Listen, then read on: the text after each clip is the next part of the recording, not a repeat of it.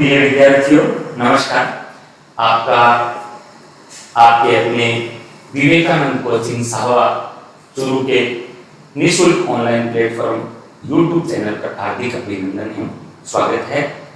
जैसा कि आपको पता है, वर्तमान में राजस्थान शिक्षा विभाग द्वारा एक विद्या सम्मेलन योजना गेस्ट फैकल्टी के रूप में शुरू की गई है। उसके बारे में आज हम एक वीडियो यूट्यूब पर अपलोड करने जा रहे हैं। आप अपने विवेकानंद कोचिंग साहवा के यूट्यूब चैनल को लाइक करें, सब्सक्राइब करें और चैनल को शेयर भी करें। बेल आइकन का बटन दबाएं और आपकी कोई भी क्वेरीज हो वो हमें कमेंट बॉक्स में जरूर बताएं, ताकि हम इसमें आपको और जानकारी दे पाएं। बहुत सारी चीज़ें इसमें हमने शामिल की हैं, कुछ विद्यार्थियों की क्वेरीज थी। सबसे पहले तो मैं आपको बताना चाहूँगा कि ये जो योजना है वो एक सत्र के लिए है। तकनीकी रूप से सत्र यानी सेशन का मतलब आपको समझना होगा। पूर्णतया अस्थायी भर्ती ये की जाएगी और जो वर्तमान 2026-27 का जो सत्र चल रहा है, शैक्षणिक सत्र, उसके सत्रांत तक या संबंधित पद भरने दोनों में से जो भी पहले हो उस तक ये भर्ती प्रक्रिया सरकार द्वारा संचालित की जा रही है। यानी किसी विद्यार्थी का अगर वरिष्ठ अध्यापक विज्ञान पर चयन हो गया और वहां उसी विद्यालय में अगर 2 महीने बाद वरिष्ठ अध्यापक विज्ञान का कोई शिक्षक आ गया तो उसकी सेवाएं समाप्त मानी जाएंगी और ये पूर्णतया ऐसा ही आपको जो है वो एक स्टाम्प भी आपसे लिया जाएगा आवेदन पत्र के साथ।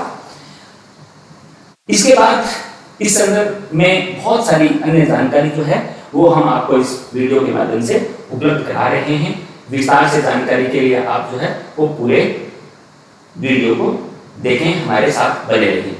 राज्य सरकार द्वारा मतलब राजस्थान सरकार जो है उसके द्वारा संचालित सारे राजकीय विद्यालय, चाहे वो प्राइमरी हो, अपर प्राइमरी हो, सीनियर सेकेंडरी हो, इसके अलावा MGSS जो Mahatma Gandhi English medium school है उनमें, इसके अलावा राजकीय आवासीय विद्यालय जो राज्य सरकार द्वारा संचालित आवासीय विद्यालय हैं जैसे कि GBV वगैरह हैं उनमें, और राजकीय जो छात्रावास है आवासीय उनमें रिक्त शैक्षणिक पद। ये ध्यान रखने वाली बात है कि शैक्षणिक पदों के लिए है जो मंत्रालय कर्मचारी या D ग्रुप के 4 ग्रेड के उन हेतु नहीं है, केवल शैक्षणिक पदों हेतु विद्या सम्मेलन योजना के लिए आवेदन मांगे गए हैं।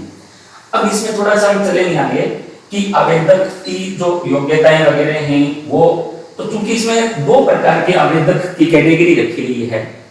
एक तो जो विद्यार्थी या अभ्यर्थी बेरोजगार हैं या सेवानिवृत्त शिक्षक या जो भी पद है उसके लिए जो सेवानिवृत्त कार्मिक हैं, उनकी 2 कैटेगरी हैं। अब देखिए, जो बेरोजगार विद्यार्थी हैं उनमें शिक्षक हेतु सबसे पहले पात्रता जो है वो रीट पात्रता परीक्षा, रीट जो प्री टेस्ट होता है वो जरूरी है। अर्थात रीट प्री जिसका पास नहीं है वो L1 एंड L2 के लिए पात्र नहीं है। L1 और L2 के लिए रीट प्री पास होना जरूरी है। रीट कौन सा पास होना जरूरी है? राज्य सरकार द्वारा समय समय पर जो भी इसमें आदेश जारी हुए हैं उसमें जो गत रीट है जिसकी वैलिडिटी हमेशा के लिए है, उससे ठीक पहले वाली जो रीट है उसकी वैलिडिटी हमेशा के लिए है। तो अगर आप वो रीट प्री पास हैं तो आप इसमें आवेदन कर सकते हैं। सेवानिवृत्त शिक्षक के लिए रीट पात्रता परीक्षा जरूरी नहीं है पास होना, क्योंकि सेवानिवृत्त शिक्षक जब टीचर लगे थे उस समय रीट का कोई प्रावधान नहीं था। ऐसे में इनको रीट प्री पास होना जरूरी नहीं है। ये बात केवल L1 और L2 के लिए, सेकंड ग्रेड फर्स्ट के लिए, फर्स्ट ग्रेड के लिए बेरोजगारों हेतु भी जरूरी नहीं है। अब आती है बात न्यूनतम उम्र की। राज्य सरकार द्वारा समय समय पर निर्धारित जो सेवा नियम है RSR जो हैं उनमें प्रावधान किया गया है, उस हिसाब से सेवा नियमों के अनुसार न्यूनतम उम्र रखी गई है। इसके बाद सेवानिवृत्त शिक्षकों के लिए न्यूनतम उम्र जाहिर सी बात है कोई लागू है ही नहीं, क्योंकि सेवानिवृत्त शिक्षक तकनीकी रूप से 60 वर्ष के बाद सेवानिवृत्त होते हैं। अगर किसी ने VRS पहले भी ले लिया है तो कोई बात नहीं है, उनके लिए न्यूनतम उम्र वाला कोई ऐसा प्रावधान नहीं है। अधिकतम उम्र, अब चूंकि 65 वर्ष ये थोड़ा सा अव्यावहारिक सा लगता है, लेकिन यहाँ अधिकतम उम्र बेरोजगारों के लिए कुछ भी नहीं रखी गई है। तो चूंकि सेवानिवृत्त शिक्षक 65 वर्ष जो है वो कर सकते हैं कि कोई शिक्षक ऐसा है जो 70 साल का है, सेवानिवृत्त है, वो आवेदन नहीं कर सकता। तो चूंकि यहाँ अधिकतम उम्र 65 वर्ष नहीं बोल के तकनीकी रूप से ऐसे बोला जाना चाहिए कि बेरोजगार विद्यार्थियों के लिए अधिकतम उम्र की कोई सीमा नहीं है। 65 वर्ष तो मैं इसलिए बता रहा हूँ कि जब सेवानिवृत्त शिक्षक जो 60 साल से अधिक के हैं वो 65 साल तक के इसमें पात्र हैं। योग्यता, अब योग्यता के लिए पदानुसार मतलब L1 के लिए जो बेरोजगार विद्यार्थी हैं वो रीट प्री पास होने चाहिए और साथ ही साथ BSTC उनकी की हुई होनी चाहिए, रीट प्री पास होना ही होना चाहिए, ये योग्यता है। L2 के लिए आप BA BEd, BSc BEd या BEd स्नातक के बाद होनी चाहिए, तो राज्य सरकार द्वारा विभाग द्वारा सब बच्चे अच्छे से जानते हैं, ज्यादा इसमें बताने की जरूरत नहीं है। अब सेवानिवृत्त शिक्षकों के लिए योग्यता की बात ये समझने वाली बात है कि जो साथी जिस पद से सेवानिवृत्त हुए हैं वो उसी पद हेतु योग्य हैं। जैसे कोई वरिष्ठ अध्यापक पद से सेवानिवृत्त हुआ है तो विद्या सम्मेलन में वरिष्ठ अध्यापक के लिए आवेदन कर सकता है, क्योंकि उनके पास योग्यता तो L2 के लिए भी है, लेकिन वो L2 के लिए एलिजिबल नहीं है। जिस समय वो कार्यरत थे उस दौरान जिस पद से सेवानिवृत्त हुए उसके लिए वो पात्र हैं। जैसे सेकंड ग्रेड के लिए राजस्थान शिक्षा विभाग द्वारा जो BA BEd है वो योग्यता है। व्याख्याता के लिए राजस्थान सरकार द्वारा अधिस्नातक प्लस BEd जो योग्यता है वो रखी गई है। अर्थात जो भी विभाग द्वारा स्थायी भर्ती हेतु योग्यताएं निर्धारित हैं वही योग्यताएं इसमें रहेंगी। जैसे कंप्यूटर ऑपरेटर के लिए जो राज्य सरकार के शिक्षा विभाग द्वारा निर्धारित योग्यता है वो कंप्यूटर ऑपरेटर के लिए रहेगी। प्रयोगशाला सहायक के लिए है उनके लिए वो रहेगी। हालांकि कंप्यूटर अनुदेशक और प्रयोगशाला सहायक के लिए रीट की कोई बात नहीं है, ये तो तकनीकी सी बात है। उसके बाद हम आगे चलते हैं, चयन प्रक्रिया हेतु निर्धारित अंक भार क्या रहेगा, ये समझने वाली बात है। अध्यापक लेवल पद 1, अध्यापक लेवल 1 के लिए समन्वित अभ्यर्थी के 10वीं के प्राप्तांक का 70% अंक भार जुड़ेगा। जैसे किसी विद्यार्थी के 10वीं में अगर 80% प्राप्तांक हैं तो 80 गुना 30%, तो 30% 80 गुना 24 अंक उसके जुड़ेंगे। कक्षा 12 में उसके जितने प्राप्तांक हैं प्रतिशत में उनका 40% जुड़ेगा। जैसे कि मान लीजिए किसी विद्यार्थी के 12वीं कक्षा में 70% हैं तो उसका 28 अंक जुड़ जाएंगे। इसी के साथ BSTC में जो डिप्लोमा होता है, DLED कह दो, BSTC कह दो, JBT कह दो, जो जिस राज्य में जिस नाम से पुकारा जाता है उसके 30% अंक अगर किसी विद्यार्थी के मान लीजिए उसमें 85% अंक हैं तो उसका जो है वो लगभग 25 अंक जो हैं वो इसके जुड़ जाएंगे। कहने का मतलब कक्षा 10 के अंकों का 30%, कक्षा 12 के अंकों का 40% और प्रशैक्षिक योग्यता के अंकों का 30%, और ये टोटल अंक जोड़ करके उसके कुल जो है वो अंक यहाँ दिए जाएंगे। अध्यापक लेवल 2 के लिए ये रहेगा, कक्षा 10 के प्राप्तांकों का 20% जुड़ेगा, जैसा कि L1 में 30% जुड़ रहा था। कक्षा 12 के प्राप्तांकों का 20% जुड़ेगा और स्नातक के अंकों का 30% जुड़ेगा और BEd का 30% जुड़ेगा। कैलकुलेशन करने का तरीका वही रहेगा। अब यहाँ एक नई बात जो आती है, अगर कोई विद्यार्थी BA BEd, BSc BEd integrated course pass है तो उसके अंक कैसे जुड़ेंगे? उसके 10वीं के अंकों का 20% जुड़ेगा, 12वीं के अंकों का 20% जुड़ेगा। स्नातक और प्रशैक्षिक योग्यता चूंकि उनका 4 ईयर इंटीग्रेटेड कोर्स होता है तो उसका जो ग्रांड टोटल है, जो कुल है टोटल, उसका 60% जो है वो भारांश जुड़ेगा। इसको अगर अपन यूं कहें कि स्नातक का 30% अलग से, इसका 30% अलग से, मतलब उसका जो टोटल मान लीजिए उसके अगर 80% है तो 80% का मतलब हो गया उसका 60%, यानी उसके 48 अंक जुड़ेंगे।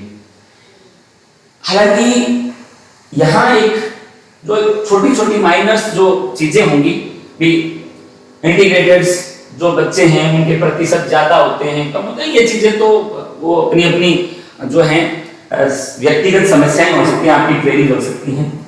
वरिष्ठ अध्यापक यानी ग्रेड सेकंड के लिए जो अंक भार रहेगा प्रक्रिया है तो चयन प्रक्रिया है तो 10वीं के अंकों का 10% जुड़ेगा, 12वीं के अंकों का 10% जुड़ेगा। यहाँ ध्यान रखें आप 12वीं में आपके पास प्रायोगिक विषय रहे हों या सैद्धांतिक विषय रहे हों, कोई मैटर नहीं करेगा, सबका अंक जो है वो जुड़ेगा। कई बार जुड़ेगी, कई बार ये होता है उसके पास प्रैक्टिकल विषय थे, अगर थे तो थे। स्नातक जो है उसके अंकों का 50% भारांश जुड़ेगा। अब चूंकि ये हो गया 70, तो बीएड जो है उसके अंकों का 30% जुड़ेगा। यहां ध्यान देने वाली बात यह है कि जो बीए बीएड या बीएससी बीएड हैं उनका 10%, 10वीं का 10%, 12वीं का, और इंटीग्रेटेड का जो है वो कुल अंकों का 80% जुड़ेगा। इसी तरह व्याख्याता में कोई ज्यादा लंबी थोड़ी बात नहीं है। व्याख्याता के अंदर जो है वो आपके 10वीं कक्षा का कोई योगदान उसमें भारांश नहीं जुड़ेगा, 12वीं का भारांश नहीं जुड़ेगा। स्नातक के अंकों का जो है वो 20% जुड़ेगा और स्नातकोत्तर के अंकों का 50% जुड़ेगा जिस विषय में आप पीजी हैं, और प्रशैक्षणिक योग्यता का आपके 30% जुड़ेगा। अगर कोई ऐसा विद्यार्थी है जिसने 4 ईयर इंटीग्रेटेड कोर्स करा है और उसके बाद उसने अधिस्नातक किया है तो ध्यान रखना कि उनके इंटीग्रेटेड कोर्स का 50% जुड़ेगा, ये ध्यान रखने वाली बात है। और 50% उसका जुड़ेगा अधिस्नातक का, उसका इस तरह से रहेगा। तो लगभग ये चीज आपको क्लियर होगी। फिर भी इस संदर्भ में आपकी कोई क्वेरी हो, आपका कोई ऐसा टेक्निकल सा प्रश्न हो तो आप कमेंट बॉक्स में हमें बता सकते हैं। हम आपको हमारे नंबर दे देते हैं, आप व्हाट्सएप पर भी हमें मैसेज कर सकते हैं। विवेकानंद कोचिंग सावक के व्हाट्सएप नंबर, हेल्पलाइन नंबर 9079955307 रहेंगे। इन नंबर पे आप जो है वो अपनी कोई क्वेरी व्हाट्सएप के माध्यम से हमें भेज सकते हैं। अब हम आगे चलते हैं। निर्धारित मानदेय क्या पारिश्रमिक मिलेगा। ग्रेड थर्ड जो है वो L1 और L2 के लिए है, उनको कक्षा 1 से 8 तक पढ़ाना होगा। 300 रुपए प्रति कालांश उनको जो है वो दे होंगे। अधिकतम 21,000 रुपए उनको मासिक दिए जा सकते हैं, इससे ज्यादा नहीं होंगे। भाई उन्होंने जितने कालांश लिए जाते हैं उस हिसाब से उनका योगदान करा जाएगा, लेकिन वो अगर उनका 21,000 से ज्यादा होता है तो 21,000 से ज्यादा नहीं दे होंगे, अधिकतम 21,000 है। ग्रेड सेकंड जो माध्यमिक कक्षाओं को पढ़ाने के लिए है, यद्यपि ग्रेड सेकंड जो है वो जिन विद्यालयों में L2 का अध्यापक विषयाध्यापक नहीं है वहां आपको कक्षा 6 से 8 की फी क्लासें पढ़ानी पड़ेगी, उनको 350 रुपए प्रति कालांश के हिसाब से अधिकतम 25,000 रुपए मासिक। ये सामान्य सी बात है। व्याख्याता के लिए अधिकतम 30,000 रुपए मासिक, कक्षा 11-12, लेकिन यहाँ 9-10 भी संबंधित विषय के लिए पढ़ानी आपको पड़ेगी। और अनुदेशक और प्रयोगशाला सहायक जो लैब असिस्टेंट और कंप्यूटर अनुदेशक है उनके लिए ग्रेड थर्ड का समान पारिश्रमिक रखा गया है कि जो प्रति कालांश या अधिकतम 21,000 रुपए मासिक। ये तो एक सामान्य सी बात है, और क्योंकि कहीं न कहीं एक बेरोजगार विद्यार्थी के लिए बड़ी चीजें मैटर भी करती हैं। तो अब हम आगे बढ़ते हैं और प्रक्रिया के बारे में देखते हैं। प्रत्येक जिले का जो जिला शिक्षा अधिकारी मुख्यालय कार्यालय है वहां से अलग अलग विज्ञापन जारी होंगे, इसके लिए प्रक्रियाएं जारी होंगी। कुछ जिलों की जो है वो भर्ती निकली है, कुछ ने विड्रॉ की है, कुछ ने संशोधित विज्ञापन जारी किया है। आप हमारे विवेकानंद कोचिंग सावा के टेलीग्राम ग्रुप से जुड़ सकते हैं, वहां आपको समय समय पर ये चीजें उपलब्ध करा दी जाएंगी। क्योंकि यूसीसी और जो शहरी क्षेत्र के क्लस्टर स्कूल्स हैं उनमें तो ये योजना अभी इम्प्लीमेंट नहीं है, इसके बारे में आगे चर्चा करेंगे। तो अपन अभी खाली पीओ, तो पहली प्रक्रिया क्या रहेगी, तो पीओ लेवल के स्कूल हैं वहां एक विद्यालय स्तरीय चयन समिति का गठन संस्था प्रधान के द्वारा किया जाएगा। इसमें नियमावली है कि स्वयं संस्था प्रधान, उसके मुखिया होंगे, 2 वरिष्ठ व्याख्याता उसमें शामिल होंगे। अगर वरिष्ठ व्याख्याता नहीं है तो वहाँ वरिष्ठ शारीरिक शिक्षक उसमें शामिल होंगे। इस तरह से चयन समिति बनाई जाएगी। उसके बाद पीओ क्षेत्र की जो समस्त स्कूल हैं वहां जो रिक्तियां हैं उन रिक्तियों को शामिल करते हुए और अपने विद्यालय स्तर पर विज्ञप्ति जारी करेंगे और रिक्तियों का प्रकाशन करेंगे, जिसमें व्याख्याता भी होंगे, वरिष्ठ व्याख्याता के पद भी होंगे, अध्यापक level 1st and 2nd computer अनुदेशक और प्रयोगशाला सहायक के पद होंगे। एक विज्ञापन विद्यालय स्तर पर जारी किया जाएगा, सूचना पत्र लगाया जाएगा। अब हमें ये कैसे पता चले कि किस विद्यालय में सीट खाली है? तो अलग से पीडीएफ डाल दी जाएंगी, शाला दर्पण से आप कर सकते हैं, देख सकते हैं कि किस विद्यालय में कितने पद रिक्त हैं। ये लगभग शाला दर्पण पर उपलब्ध है जानकारी, और जगह जगह अपने को विभिन्न पीडीएफ के माध्यम से जानकारी उपलब्ध होती जाएगी। अब उसके बाद में अगली प्रक्रिया होगी कि अभ्यर्थियों द्वारा आवेदन की तिथि निर्धारित की जाएगी कि इस दिनांक से इस दिनांक तक। अब क्योंकि मैं ये तारीख आपको इसलिए नहीं बता रहा कि हर जिले की अपनी अपनी तारीख है, यहाँ समय 2 या 3 दिन का दिया जा रहा है। ऐसे में आप अपने समस्त दस्तावेज जो हैं वो अपडेट रखें, ज्यादा इनमें समय नहीं दिया जा रहा है। फिर उसके बाद अगली प्रक्रिया होगी कि जो भी अभ्यर्थियों ने आवेदन किया है उनका आवेदनों की सूची प्रकाशित की जाएगी पीओ और स्तर पर। फिर उसके बाद पीओ स्तर पर विद्यालय स्तरीय जो चयन समिति है उसके द्वारा आवेदन पत्रों की जांच की जाएगी और अभ्यर्थियों की अस्थायी रेखा सूची जारी की जाएगी। तो अभी पीछे आपको अंक भार बताया, उस अंक भार के आधार पर एक अस्थायी वरीयता सूची जारी करके और श्याम पट पर लगाई जाएगी और विद्यार्थियों से उसके संदर्भ में आपत्तियां मांगी जाएंगी। भी आपको किसी प्रकार की आपत्ति है तो आप बताइए कि आपके नंबर अगर कम जुड़ गए हैं, किसी के ज्यादा जुड़ रहे हैं, तो आपत्तियां मांगी जाएंगी लिखित में। अब अभ्यर्थियों ने जो भी आपत्तियां दर्ज की हैं उनका निस्तारण किया जाएगा। उसके बाद अंतिम और स्थायी वरीयता सूची जारी की जाएगी। इसकी विधियां होगी और स्थायी वरीयता सूची के आधार पर प्रत्येक रिक्त पद के हिसाब से 3 विद्यार्थियों का, 3 अभ्यर्थियों का, 3 उम्मीदवारों का चयन किया जाएगा और ये सूची जो है वो तैयार की जाएगी विद्यालय स्तर पर। जो पीओ विद्यालय है वहां उस स्तर पर पीओ क्षेत्र में जितने स्कूल आ रहे हैं उनकी अलग अलग सूची जारी की जाएगी। पीओ द्वारा चयनित अभ्यर्थियों के आवेदन पत्र और चयन सूची संबंधित मुख्य लोक शिक्षा अधिकारी जो सीपीओ कार्यालय है वहां पहुंचाई जाएगी। उसके बाद उसकी भी दिनांक होगी, इस दिनांक तक आपको पहुंचानी होगी। फिर ब्लॉक शिक्षा अधिकारी सीपीओ कार्यालय जो है वो अपने क्षेत्र की समस्त विद्यालयों की सूचियों को जारी करके और डीओ तक पहुंचाएंगे। और जिला स्तरीय जो कमेटी है जिसमें मुखिया जो होंगे वो जिला शिक्षा अधिकारी होंगे और जिलाधीश महोदय द्वारा उनकी का नॉमिनेशन इस समिति के मुख्य के रूप में किया जाएगा। जैसे कि राजस्थान सरकार के शिक्षा विभाग के दिशा निर्देश हैं, वो उन संदर्भ में अनुमोदन करेंगे और अनुमोदन करके फिर आदेश जारी कर देंगे। ये प्रक्रिया रहेगी। ये आप अलग अलग जिलों से संबंधित अभ्यर्थी जो हैं वो अपने अपने जिला शिक्षा अधिकारी कार्यालय से जारी होने वाली विज्ञप्तियों पर पहली नजर बनाए रखें। इसके बाद आगे हम इसके संदर्भ में बात करते हैं। विशेष कुछ तथ्य है जो कुछ नई बातें इसके संदर्भ में या कुछ अभ्यर्थियों की, विद्यार्थियों की जो क्वेरीज हमारे पास आई है। देखिए, चुनाव आचार संहिता के कारण जो नगरीय निकाय हैं, नगर पालिका, नगर परिषद और नगर निगम, उनके परिसीमाओं में स्थित जितने भी ये शैक्षणिक संस्थान हैं उनमें ये योजना वर्तमान में एक बार के लिए इम्प्लीमेंटेड नहीं की गई है क्योंकि वहां आदर्श आचार संहिता चल रही है। ऐसे में ये केवल ग्रामीण क्षेत्र के शैक्षणिक संस्थानों के लिए की गई है। अब एक है कोरोना काल में कोरोना स्टूडेंट्स के प्राप्तांक। ये देखिए, विद्यार्थियों के लिए एक थोड़ा सा डिबेटेबल इशू हो सकता है क्योंकि उस समय कोरोना किया गया तो उनके प्रतिशत जो है वो काफी बढ़े हुए मिलेंगे। तो वो हैं तकनीकी रूप से उनके जितने प्रतिशत हैं उन प्रतिशत का भारांश ही निकाला जाएगा। अब चूंकि यहाँ कुछ अभ्यर्थियों के मैसेज आए कि सर इसमें आरक्षण की अनुपालना नहीं हो रही है, ये राजस्थान सरकार के अपने दिशा निर्देश हैं, अपन इसमें नहीं जाना चाहेंगे।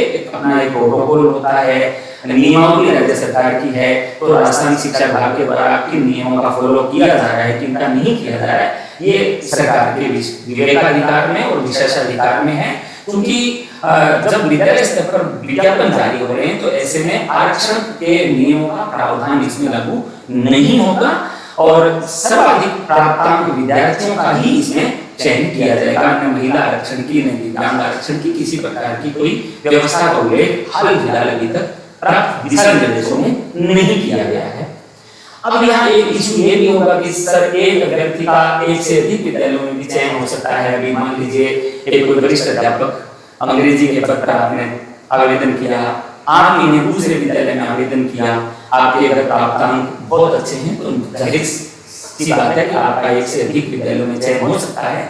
ऐसे में जरूर ये व्यवस्था की गई इसीलिए कि एक विद्यालय के अंदर एक पद हेतु 3 अभ्यर्थियों का पैनल बनाया जाएगा, ताकि कहीं न कहीं अगर कुछ योग्यता वाला या फर्स्ट स्थान वाला अगर अपनी किसी दूसरी स्कूल में जा रहा है तो सेकंड को इसमें ले लिया जाए, थर्ड को इसमें ले लिया जाए, ऐसी व्यवस्थाएं की गई हैं। तो ये विसंगतियां हैं। अब विभाग इनको किस तरह से निपटता है, ये सरकार का और विभाग का अपना काम है। अब यहाँ पर कुछ विद्यार्थियों के मैसेज आए, सर अंतिम वर्ष की परीक्षा में शामिल अभ्यर्थी शामिल हो सकते हैं क्या? नहीं हो सकते। जैसे आपने अभी बीएड का एग्जाम दिया हो किसी ने और उनका रिजल्ट अगर नहीं आया हो तो आप इसके लिए एलिजिबल नहीं है, क्योंकि आपके पास अंतिम वर्ष का अंतिम योग्यता की अंक तालिका आपके पास होनी चाहिए और उसके प्राप्तांक इसमें शामिल हो रहे हैं। तो ऐसे में अपीयर्ड स्टूडेंट जो है वो शामिल नहीं हो सकते। आवेदन के समय सभी दस्तावेज आवश्यक होंगे। आप जब आवेदन करने चाहोगे तो उस विद्यालय में आपका जब आवेदन होगा उस समय आप सत्यापित प्रतिलिपि उसकी लगाएंगे, साथ ही साथ आप जो है वो अपने मूल दस्तावेज आप लेकर के जाएंगे। आपके आवेदन पत्र के समय आवेदन करते समय मूल दस्तावेजों से आपके सत्यापित प्रतिलिपियों का मिलान किया जाएगा। ऐसे में आपके पास सभी डॉक्यूमेंट्स, अब ये डॉक्यूमेंट्स कौन से चाहिए ये हम आपको अलग से पीडीएफ जो है वो उपलब्ध करा देंगे। आप सोशल मीडिया के माध्यम से हमारे साथ जुड़ सकते हैं। आवेदन के साथ दस्तावेज की केवल सत्यापित प्रति संलग्न होंगी, जो कि विद्यालय स्तरीय चयन समिति द्वारा मूल दस्तावेज जांचे जाएंगे, आपको बता दिया। अब यहाँ एक बात है कि जिन विद्यालयों में अन्य कार्मिकों की बेहतर व्यवस्था की गई है, ये पॉइंट नोटेड है। मान लीजिए कि किसी विद्यालय के अंदर व्याख्याता इतिहास का पद खाली है, साल दर्पण पर उसको खाली दिखाएगा। अब हमें कैसे पता चले कि अन्य, मान लीजिए किसी और विद्यालय का कोई शिक्षक है, जैसे अंग्रेजी माध्यम वाले जो अध्यापक हैं, कार्मिक हैं, उनकी वेतन की व्यवस्था जो है वो अलग से की गई है, अलग विद्यालयों में की गई है, क्योंकि उनकी प्रतिनियुक्ति जो है वो है न कि उनकी वहां स्थायी नियुक्ति है। ऐसे में उनकी वेतन व्यवस्था किसी और विद्यालय से की गई है। यद्यपि उस विद्यालय में उस विषय का पद खाली है, लेकिन उस विषय के पद का वेतन वहां से रिकॉर्डिंग उठ रहा है। तो ऐसे में उन विद्यालयों की उन रिक्तियों को भरा हुआ माना जाएगा।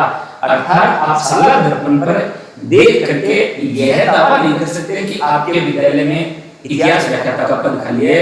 अगर वहां इतिहास व्याख्याता के पद के विरुद्ध अगर किसी और अन्य स्थान पर प्रतिनियुक्त शिक्षक का वेतन होता है तो उस विद्यालय की इतिहास व्याख्याता की सीट रिक्त मानी जाएगी। ये तकनीकी बात है। इसके बाद हम आगे चलते हैं कि जिन विद्यालयों में नामांकन शून्य है, भाई जैसे विद्यार्थी का कॉल आया था कि सर कॉमर्स सब्जेक्ट वहां खुला हुआ है लेकिन वहां कॉमर्स के विद्यार्थी नहीं है, तो उन विद्यालयों में, जिन विद्यालयों में जिस भी विषय का पद स्वीकृत है लेकिन वहां नामांकन उसमें शून्य है, तो उन विद्यालयों की रिक्तियों पर चयन नहीं किए जाने के विभाग के आदेश हैं, अर्थात उनमें आवेदन नहीं लिए जाएंगे, क्योंकि ऐसे में यह माना जाएगा कि वो सीट तकनीकी रूप से रिक्त है लेकिन वहां अध्यापक की आवश्यकता ही नहीं है उस विषय के लिए। नवकर्मोन्नत विद्यालय जहां कार्मिकों का समायोजन नहीं हुआ है, जैसे उदाहरण के लिए कोई मिडिल स्कूल था उसे सीनियर सेकेंडरी स्कूल में कर्मोन्नत कर दिया गया, उनके जो टीचर हैं उनको विशेष करके समायोजित नहीं किया गया है, या वहां ऐसी कोई रिक्तियां हैं तो उनको इसमें शामिल नहीं किया जाएगा। इसके अलावा आवेदन पत्र का प्रारूप, योग्यताएं वगैरह, नियमावली वगैरह, वो जैसा कि मैंने आपको पहले बताया हम पीडीएफ आपको उपलब्ध कराएंगे। आप हमारे टेलीग्राम ग्रुप से जुड़े, आप इस वीडियो को लाइक करें और अगर आपकी कोई क्वेरी है तो आप कमेंट बॉक्स में जरूर बताएं। आपका साथ, प्यार और आशीर्वाद इसी तरह बना रहे। अगले वीडियो में फिर मिलते हैं। धन्यवाद।